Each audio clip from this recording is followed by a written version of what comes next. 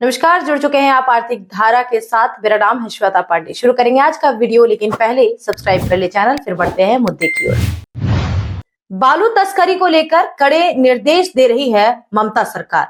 तस्करों की नकेल कसने के लिए किए जा रहे दावे, लेकिन बालू तस्कर भारी पड़ रहे सरकार पर, क्योंकि पूरा प्रशासनिक और पुलिस अमला सहयोगी बन खड़ा है तस्करों के पक्ष में।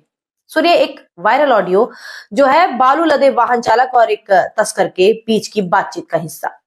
तो आज चर्चा करते हैं इस मुद्दे की, क्योंकि बालू तस्करी रोकने के लिए राज्य सरकार ने किए थे बड़े बड़े दावे, नीतियों में किया गया परिवर्तन, फील्ड में उतारे गए बड़े बड़े खिलाड़ी, लेकिन परिणाम ढाक के तीन बात।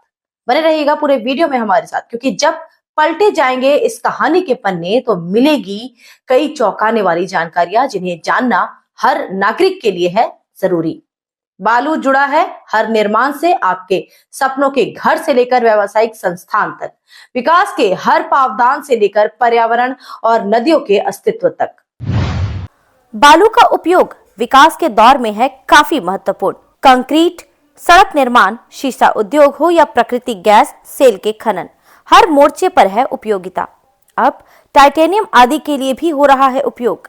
सबसे अधिक इस्तेमाल होता है कंक्रीट निर्माण में। सीमेंट के मुकाबले 6 से 7 गुना ज्यादा होती है जरूरत। इसके खनन में है 2 मुख्य स्रोत, नदियों के बेसिन या फिर डैम या रिजर्वर। पश्चिम बंगाल में मूल खनन होता है इसका नदियों से। मुख्यतः है शामिल दामोदर नदी, अजय नदी व इनकी सहायक नदियां।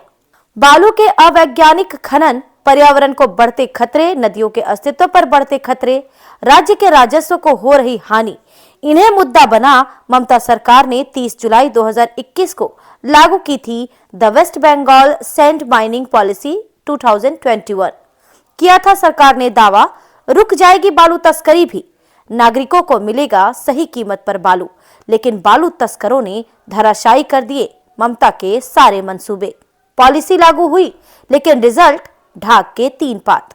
पहले हर जिले में होते थे 100 से 150 तक बालू घाट लीज धारक, लेकिन राज्य सरकार ने कर दिया इन्हें प्रतिबंधित। उतारे गए बड़े बड़े माइनिंग प्लेयर। तरीका था कॉरपोरेट कंपनियों को बढ़ावा देने का। सरकार का था दावा, बड़ी कंपनियों के पास होंगे बड़े संसाधन, बेहतर उपकरणों की उपलब्धता से होगा वैज्ञानिक खनन, पर्यावरण को नहीं होगा नुकसान, रुकेगी ब्लैक मार्केटिंग, नदी की धारा और जल परिवहन रहेगा सुरक्षित। सरकार की नई नीति के क्या निकले रिजल्ट? मर गए बालू के छोटे छोटे घाट लीज धारक, लेकिन नहीं रुकी बालू तस्करी, नहीं रुका लूट का खेला। दूसरे जिले के चालान पर पश्चिम बर्दवान में हो रही बालू तस्करी। सरकारी मिशनरी पूरी तरह से है विफल। सारा खेल चल रहा साइंटिफिक तरीके से। गहराई से समझना होगा इसके हर पहलू को। नई नीति में सरकार ने दी थी जिम्मेवारी West Bengal mining development and trading corporation limited को। नियंत्रण के लिए बनाए गए थे 3 विंग। पहला एक्सवेकेशन विंग, काम था इसका बालू खनन के लिए कंपनियों के साथ अनुबंध करना, नदी घाट से बालू स्टॉक यार्ड तक पहुंचाना। दूसरा विंग था storage and sales wing. Duty थी स्टॉक यार्ड में बालू का निरीक्षण, पूरी पारदर्शिता के साथ अंतिम ग्राहक तक सही कीमत पर पहुंचाना। तीसरा विंग है इन्फोर्समेंट विंग। इसकी जिम्मेवारी है बालू चोरी और बालू तस्करी रोकना, पर्यावरण या अन्य मुद्दों की सुरक्षा का उल्लंघन रोकना, तस्करों के खिलाफ कार्रवाई करना, साथ ही राज्य व जिला स्तर पर 24 घंटे कंट्रोल रूम का सक्रिय रहना। लेकिन पश्चिम बर्दवान में जमकर हो रही बालू तस्करी। जिले की लीज धारक कंपनियां कर चुकी है अपने सभी चालानों का उपयोग, यानी कानूनी तौर पर वित्तीय वर्ष का कर लिया खनन। कोयला तस्कर कर रहे अन्य जिलों के चालानों का उपयोग। बालू का अवैध खनन हो रहा है जामुड़िया में, अजय नदी से चालान लग रहा है वीरभूम की लीज धारक कंपनियों का। कांकसा तक बालू पहुंचाना है मुख्य समस्या, वहां के बाद वैध हो जाता है वह चालान। पूरा खेल चलता है कैसे, एक ऑडियो करता है इसका खुलासा। ध्यान से सुनिएगा इस पूरे ऑडियो को। হ্যালো, বলছি চালান কোথা করা হবে? চালান গোদাবরী। কেন? কেন মানে? আমাদের ঘাটের আমাদের চালান নেই। নেই। আর যদি গাড়ি ধরে? দাদা আমি আছি তো। ও, তুমি আছো তো? হ্যাঁ, ঠিক আছে, গাড়ি ধরলে ছাড়াবে তো? খয়রা চলে চালান, ঠিক আছে, হ্যাঁ সিস্টেমটা শুনে নাও। হ্যাঁ। এখান থেকে রানীগঞ্জ পাঞ্জাবি মোড় পর্যন্ত হুম। এইখানকার চালান দেখাবে, হ্যাঁ যেখানে গাড়ি কাটা হবে। হ্যাঁ তুমি তোমার গাড়ি যেখানে কাটা করবে, হ্যাঁ এই কাটা স্লিপটা এইখান থেকে পাঞ্জাবি মোড় পর্যন্ত দেখাবে, হ্যাঁ ঠিক আছে। পাঞ্জাবি মোড়ের পর থেকে আমাদের চালান কাটা স্লিপ দেখাবে। হ্যাঁ আর গাড়ি যদি পাঞ্জাবি মোড়ের পরে হয় বলবে খয়রাসোলে লোড হয়েছে, হ্যাঁ পান্ডবেশ্বর হয়ে গাড়ি এসেছে, ঠিক আছে। হ্যাঁ যেমন স্টকের জন্য চলছিল না সিস্টেম, হ্যাঁ। স্টকের সময় যেমন তোমার ছিল, ওটা ইলাম বাজার ছিল, হুম আর এটা তোমার রানীগঞ্জ পাঞ্জাবি মোড়, ঠিক আছে। হুম। আর যদি কাল্লা বাইপাস হিসেবে ধরে? ওই দিকে ধরলে আমি দেখে নেবো, ও ঠিক আছে। আচ্ছা ঠিক আছে।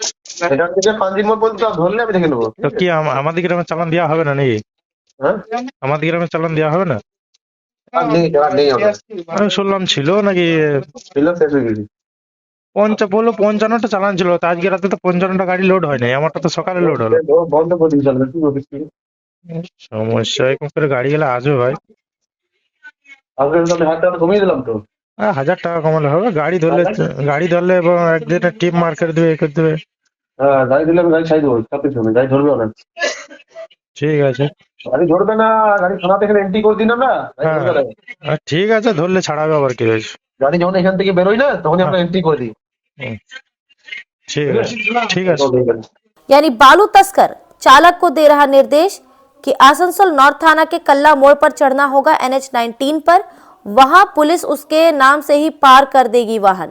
इसके बाद पंजाबी मोड़ तक पहुंचना, रास्ता साफ, वहां से दिखाना होगा वीरभूम जिले का चालान, कहना होगा कि पांडेश्वर के रास्ते से आया है यहाँ, उसके बाद वह चालान हो जाएगा वैलिड। आमतौर पर वीरभूम जिले से खनित बालू के निकलने का रूट है कांकसा से होकर, लेकिन तस्कर चला रहे हैं अपना साम्राज्य।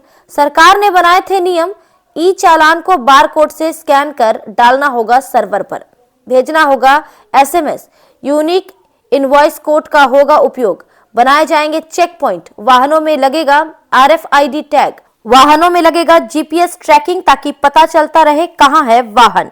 वाहनों का होगा कलर कोड, लेकिन इन वाहनों में नहीं होता ये पूरा सिस्टम। जांच करना है पुलिस को, लेकिन सैया भय कोतवाल तो अब डर काहे का।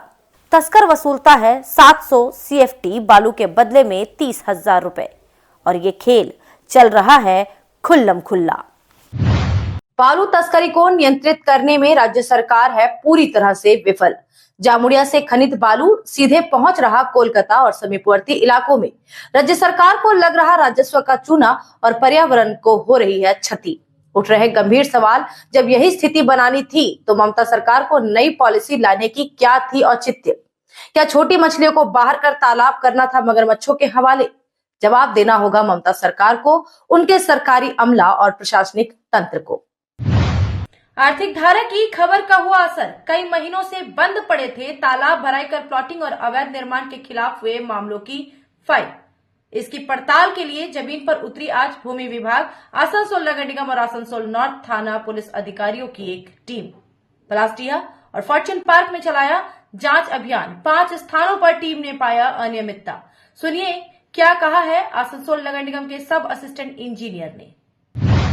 आखिरकार पुलिस, भूमि विभाग और आसनसोल नगर निगम की टीम पहुंची फॉर्च्यून पार्क। इसके साथ ही निरीक्षण किया पलासडीहा का भी। फॉर्च्यून पार्क प्रमोटरों के खिलाफ FIR है तालाब भराई का। साल 2021 में दर्ज हुई थी शिकायत, मामला पड़ा था ठंडे बस्ते में।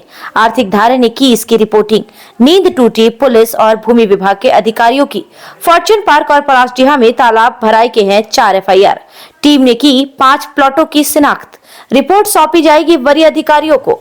এসেছি আমাদের যে ইলিগাল পন্ড ফিলিং যেগুলো হয়েছিল সেগুলো আমরা আমাদের সাথে BLRO ছিল এবং পুলিশ অফিসার ছিল, আমরা টোটালটা দেখতে এসেছি এবং ফার্দার ইনস্ট্রাকশন আমাদের হায়ার অথরিটি আছে, ওনারাই নেবেন। কোন কোন জায়গা স্যার পরিদর্শন করলেন?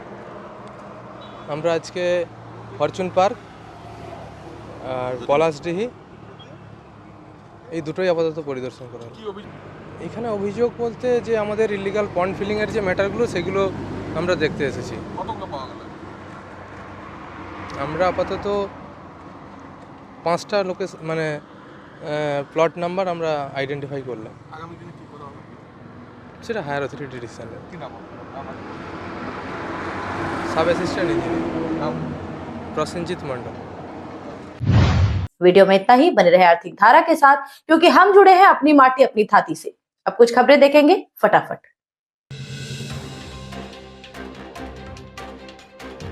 आसनसोल के बीएनआर मोड़ पर कांग्रेस कर्मियों ने किया सड़क जाम। केंद्रीय गृह मंत्री अमित शाह का फूंका पुतला। संविधान निर्माता डॉक्टर अंबेडकर के बारे में की गई टिप्पणी का कर रहे थे विरोध। मांगा केंद्रीय गृह मंत्री से इस्तीफा। पूरे देश में कांग्रेस चला रही है आंदोलन।